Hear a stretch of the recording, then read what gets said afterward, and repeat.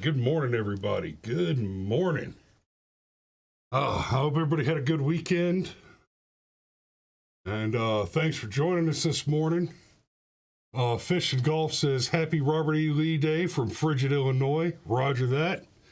And yeah, we're going to talk about Canadians and how dangerous America's hat is with their psychotic presuppositions about the way that law should work. Because, woof! So let's do this.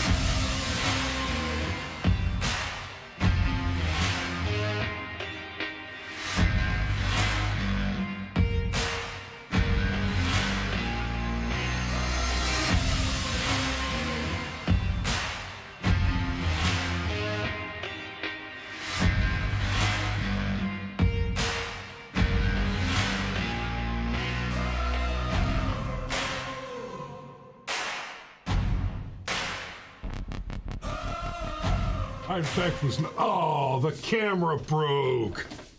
Son of a bitch. Here, I'll just hit you with the thing there while I try to fix the camera real quick, because, boy, does that ruin a show quick as nothing.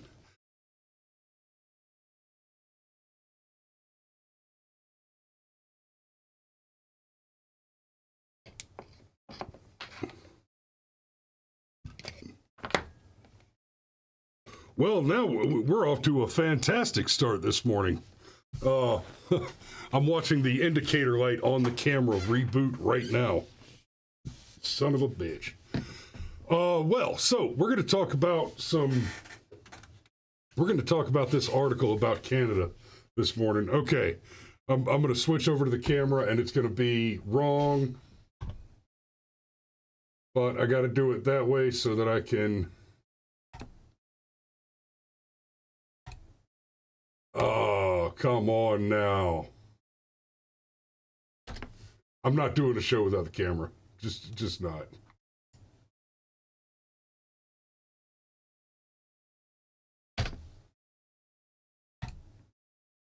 I'm just gonna... All right, sorry guys. Live is hard mode, and here we go.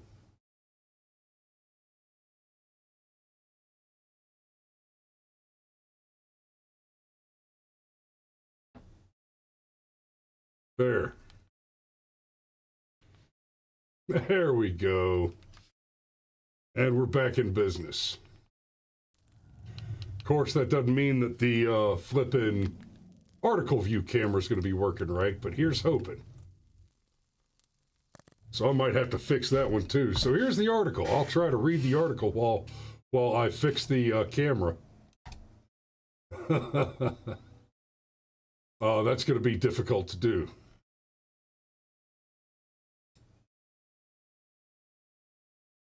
Do.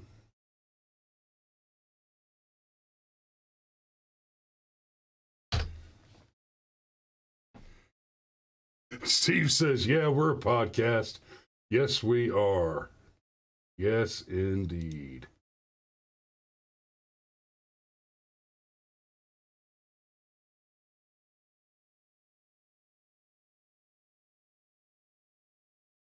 Let me see if I can.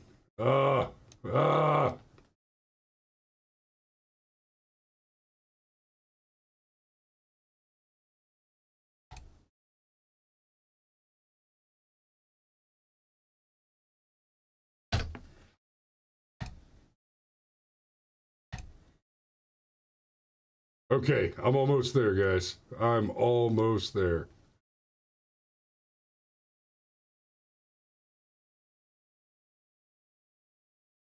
There. Okay. So.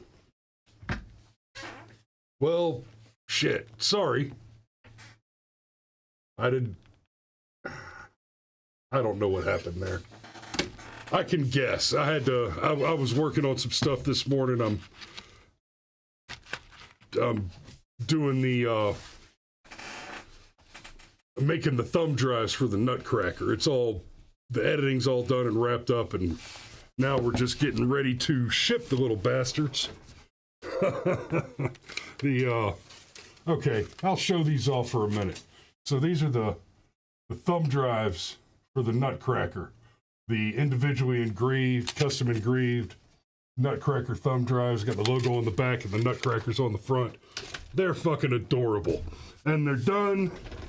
Now now we're copying the data to the USB drives, and good God.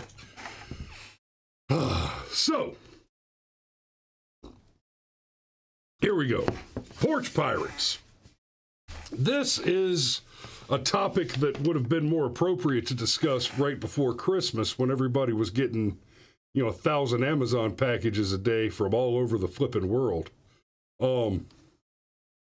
Sergeant Major says Canada doesn't like for working class people to get ahead. And that is exactly the point that I want to get at. It's part of exactly the point I want to get at. Canada is kind of like California. In fact, one might reasonably consider Canada to be the precursor to California. And here's the problem. Stuff happens in California, and then it gets out to the rest of the United States.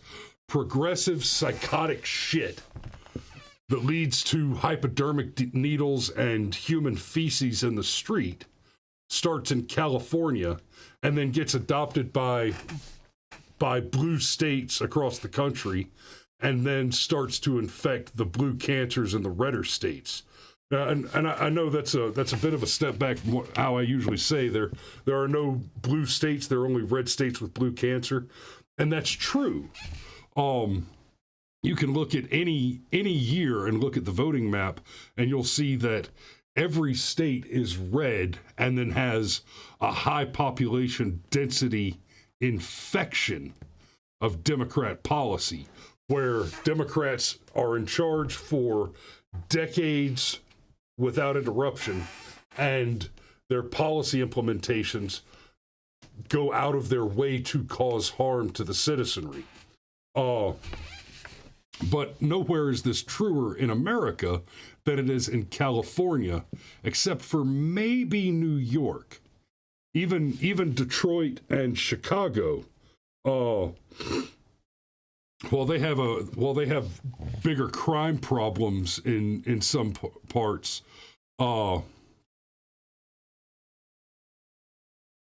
than New York or California. Generally speaking, they're not having quite as much trouble with just rampant homelessness, drug abuse, etc. They primarily have crime problems. But the Porch Pirates thing, Steve says, control vote counting. Legion says Canada is under abject tyranny at this point. Any act of self-defense is illegal. Yes. any act of self-defense is illegal in Canada. The gun laws are grotesquely restrictive. And as I've said many times on the show before, the United States is not the last bastion of liberty. It's the first footfall. The history of the world is one of tyranny and poverty, which only began to change with the American Revolution and the creation of the representative republic under the Constitution of these United States. And that is being eroded rapidly. And it's being eroded not least by foreign interests. You may all remember many years ago we first started hearing, and it's not something that they've given up on, the UN making moves to try and force America to agree to European-style gun control. And of course, that's unconstitutional in the United States, and you should take up arms in response to any move of the sort. But I bring this article up for Canada. We just went through the Christmas season. You've got your Amazon packages showing up on the doorstep because it's one thing to say I don't have time to go Christmas shopping, and it's entirely another, and I think a very reasonable assertion that doing my Christmas shopping on Amazon doesn't just save me some time, it saves me from being exposed to the unwashed masses. If I don't have to go rub shoulders with filthy people in public places, that actually works out, in my opinion. But the porch pirates have become a real problem. They will follow a delivery truck. They'll just follow them around a neighborhood and look for the big boxes. Now, in theory, that is one of the many reasons that you will often receive a small item in a larger box from Amazon to kind of shake things up and confuse the pirates. But the Canadians are taking a different tack, and this is going to be fun to talk about. So, police, they say posting personal security footage of packages being stolen off porches could violate the privacy of thieves. Okay. I am not an expert on Canadian law, but I am very well versed and informed on American law. So, it may well be the case that under Canadian law, the privacy of the individual in public, it may be the case that there's an expectation of privacy in public. Now, that said, let's take a look at the way that American law works. And there's a little bit of gray area here in American law because in theory, the most interesting part of the video, if you're looking at security camera footage on someone's front porch, is happening on the front porch, which is private property. Now, it is not, however, the private property of the thief. Understand that once you're on somebody's front porch, especially if there's a railing around it, because the law makes room for the inclusion of the railing around the porch within the context of the definition of any improved and enclosed part of the property. Right, once you get off the porch outside of that, you're on what's called the curtilage of the property, which is that bit of the property which is not improved into a residential structure. But within any part of the physical structure, the building, the house. So if you've got a fence that extends out from the house and is connected to the house around a part of the curtilage out front, then that part of the curtilage is also considered for the question of the difference between trespassing and burglary, the position of the criminal when they're injected with freedom salads, that all you have to take into account whether or not they're within the enclosure of the domicile or within the curtilage of the property. So it is the case that video surveillance footage of a person stealing from the front porch is at least in part footage taken on private property. And one does have an expectation of privacy within their own private property. But one also has the right to conduct surveillance on one's own private property. If you are in the private property of another, and this includes the legal justification for Walmart, Target, etc., banks, or federal buildings or government buildings, right? Any property that is the property of another. And I know, the post office, the courthouse, etc., those are public property, but they are the controlled property of another for the purposes of law. The question of surveillance, you're allowed to run surveillance on your property. So, it is also the case that anything that I film or photograph is my original work, right? Example, and I know it seems like I'm bouncing around between concepts, but these are all individual concepts of law that go together to make the broader point that I'm making about the question of the privacy of the thieves. So, the question of the ownership of the intellectual property, right? Image recordings are the intellectual property of the person who controls the image recording device. For example, I do real estate photography, as we've discussed on the channel many times before. When I have a client, a real estate agent or a homeowner, whatever, when somebody hires me to take pictures of their property, the photographs that I take are mine forever. You cannot buy photographs from a photographer without a very specific contract.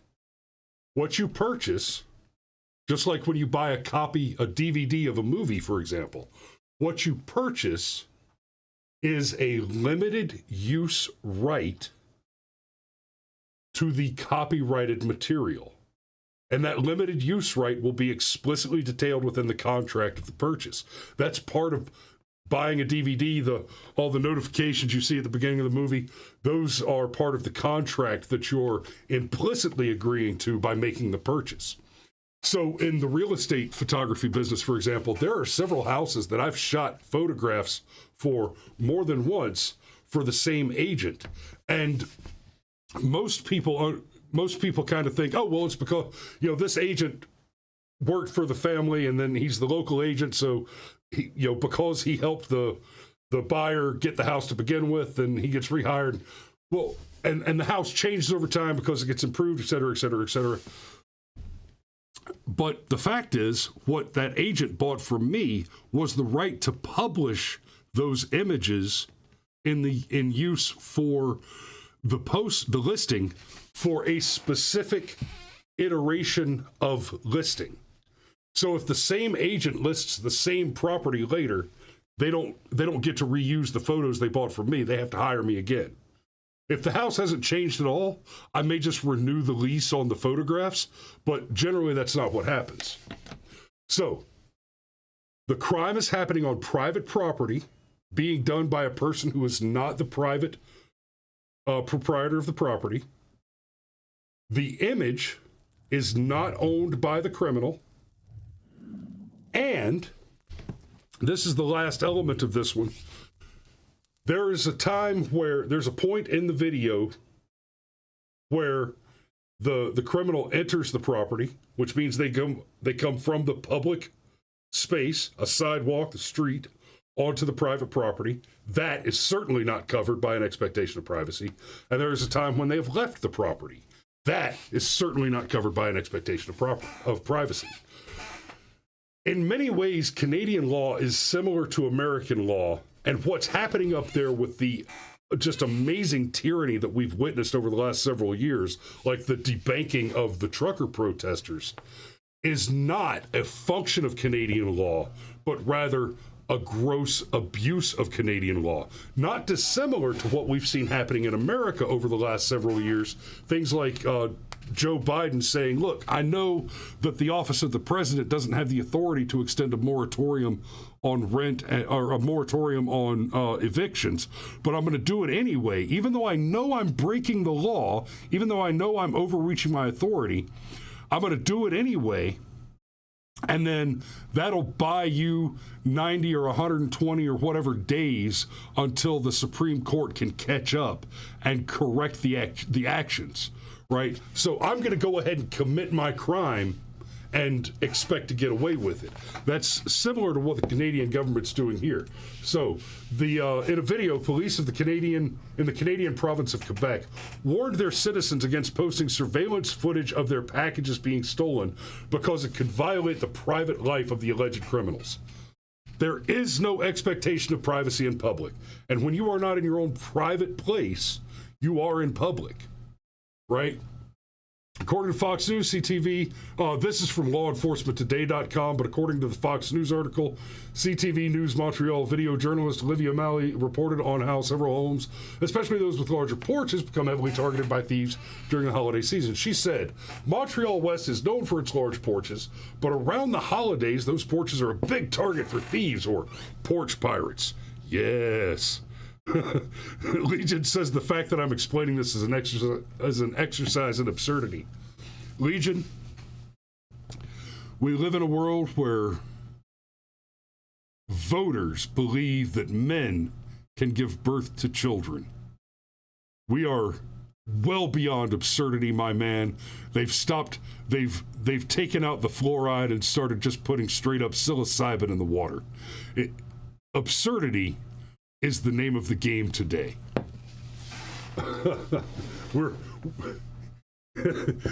This sounds absurd, and we're living in a world where in the year 2020 there were more votes than voters in the United States. Absurdity is just where we fucking live now. So, even so, in a statement Saturday, the Lauren Pennefather, Montreal West councillor responsible for public safety, said, excuse me, it's something we deal with on a daily basis. You have people that are following the vehicles, and when they see a parcel that's dropped off, they then go and take the parcel if nobody comes to the door to retrieve the parcel. Even so, the province's local police force, the Sûreté de Quebec, warned their local citizens against sharing any of their home surveillance footage of the alleged porch thieves. You cannot post the images yourself because you have to remember in Canada, we have a presumption of innocence, and posting that picture could be a violation of privacy. And there's the other piece of it. We have a presumption of innocence. Let me clarify something for you, sunshine. Yes, we have a presumption of innocence.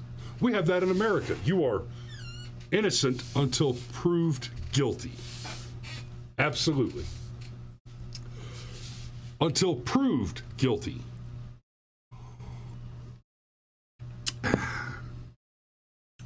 Video surveillance evidence of the actual commission of the crime is evidence. It's pretty fucking conclusive evidence. You did have the presumption of innocence right up until you were witnessed in the conduct of the crime. And I'll go so far as to say that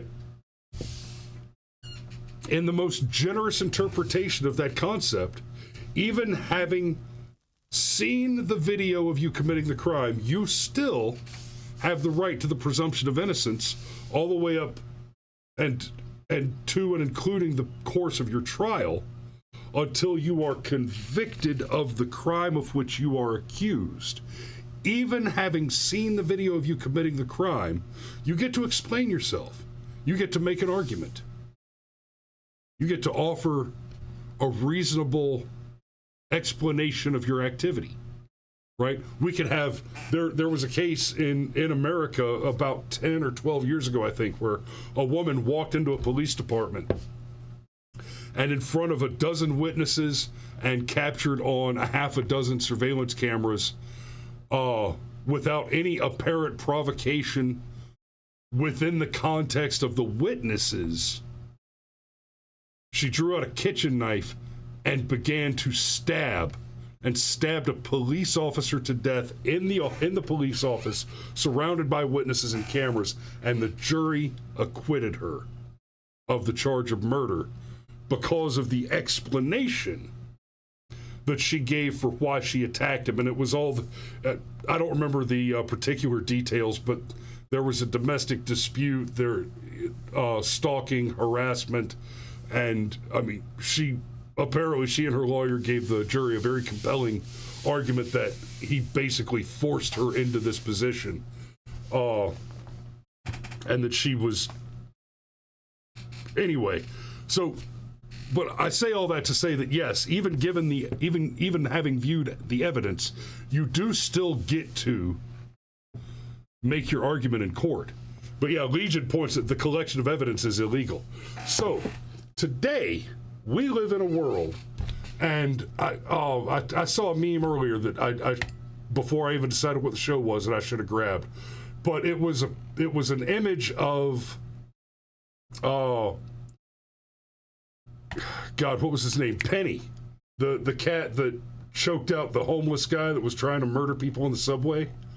So Penny got like $100,000. He was given like $100,000 bond, and then just a week or two ago, there was a guy with an aggressively Muslim name who raped a woman he didn't rape her with the knife. He used the knife to threaten her to commit the rape, and was released on bond, or I'm sorry, was released without bond.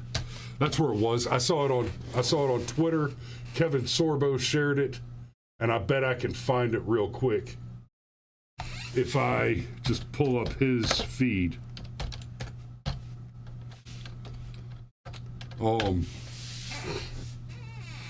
a big fan of Kevin Sorbo, and he's actually one of my connections on, there it is. He's actually one of my connections on LinkedIn, which I never really used for anything, but I've had a couple of conversations with him. I would love to write a movie and put Kevin Sorbo in it. Hell yeah. But yeah, he pointed this out. Daniel Penny, 24, put a homeless felon in a fatal chokehold to stop him from attacking people on his New York train. $200,000 bail. Last week, Mohammed Izzedin, 22, broke into a New York home and then raped a woman at knife point. He was released without bail. And I want to show you this too. There were fact checkers making comments on this. And Kevin Sorbo says this is intentional, by the way, and it absolutely is. There was one. Okay, so the New York Independent, apparently verified blue checkmark organization, fact checks it. Says Izzedin was held in jail and his bail was set at $20,000 cash, $150,000 insured bond, or $150,000 partially secured surety bond. Online records show. This is how they do, right? This is how they lie to you. Because what was Sorbo's statement? It said that he was released without bond. And then the fact check goes on to say he was released after the court made a procedural error. He is on supervised release until the procedural matter can be worked out. So what you're saying is that Sorbo was 100% correct, and this rapist was released without bond. So your fact check, right? This is how they do this fact check, right? Here's Sorbo's statement. He was released without bail. Fact check. Yada yada yada. $20,000 cash, $150,000 insured, $150,000 partially secured, and then the last half, he was released. Court made a procedural error. Without bail. And here's how they lie. They post a fact check on it, and they expect you to assume that because a fact check is posted, that the fact check states conclusively that the fact which is being checked is not factually true. Except, in this case, they actually tell the truth here, but they're relying on this simple phrase to make people go, oh, so Kevin Sorbo's lying because he got fact-checked. Oh, I hope that every major claim made, especially by a public figure, is getting fact-checked. But getting fact-checked does not equal that your fact claim was reversed. And that goes back to what we were talking about with the article itself. The objective here, as we, this is one of those where I'm not only sorry to have been right, it breaks my heart that I was even more right than I thought I was. I mentioned the McMichaels case and, oh God, the jogger. What was his name? Ashbury. Anyway, the McMichaels case and the case of the jogger who, committed suicide by trying to steal a shotgun from a redneck.